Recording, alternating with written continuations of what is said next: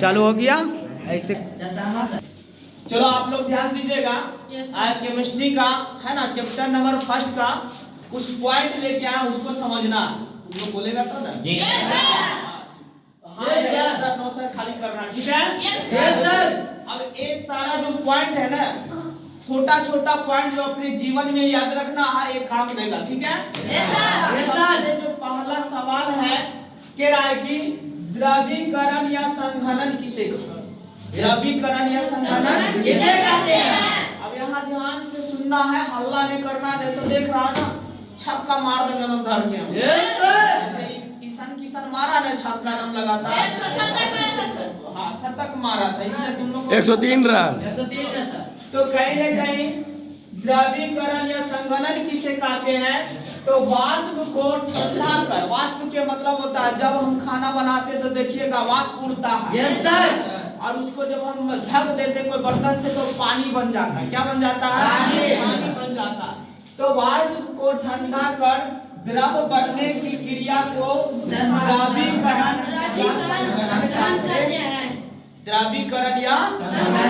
हैं। फिर अगला पॉइंट कहता है कि गलनांक या द्रवनांक किसे कहते हैं? है ना, गलनांक या द्रवनांक किसे कहते हैं? तो सुनना ध्यान से, कह रहा है कि ठोस, अच्छा ठोस के मतलब समझ रहे? कठोर पदार्थ।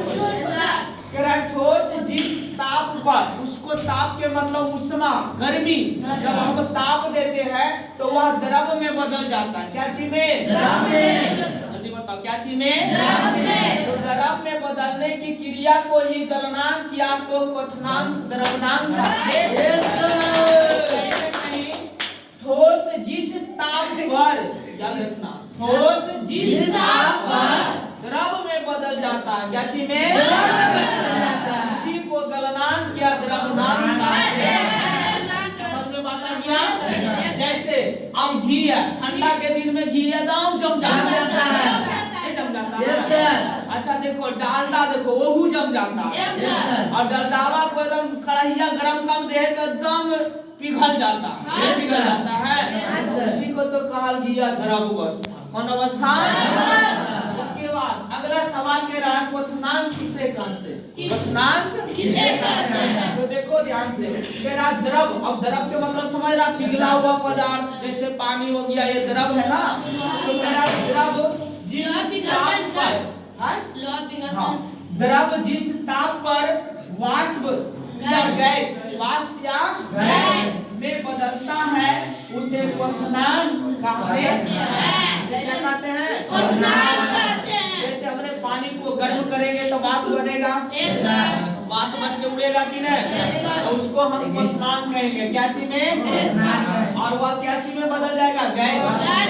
क्या चीज में?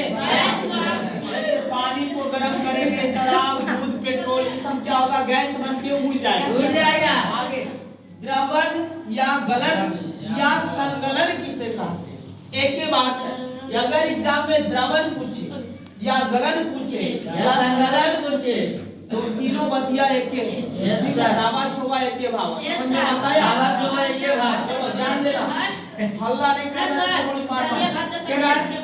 ठोस से द्रव बनने की क्रिया, ठोस से द्रव बनने की क्रिया को द्रवण या गलन या संगलन कहते हैं।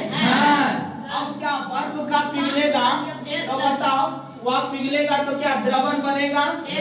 गलन, गलन के मतलब गलेगा कि नहीं? उसी को द्रवण या गलन या संगलन कहते हैं। फिर वाष्पीकरण या वाष्पन किसे कहते हैं? इसको स्टार लगा लेना, कई बार एग्जाम में पूछा गया। तो वाष्पीकरण या वाष्पन किसे कहते हैं? तो सवाल है कि द्रव से, द्रव से वाष्प के मतलब गैस बनने की क्रिया को वाष्पीकरण या तो वाष्पन कहते हैं। जैसे पानी को गर्म करेंगे, पेट्रोल, तो इन सभी कुछ न कुछ गैस में बदल जाएगा। तो ये सारा छोटा छोटा पॉइंट था केमिस्ट्री का चैप्टर नंबर 1 क्लास 9 का। समझ में बात आया? ध्यान से पढ़िएगा, तैयार रहना।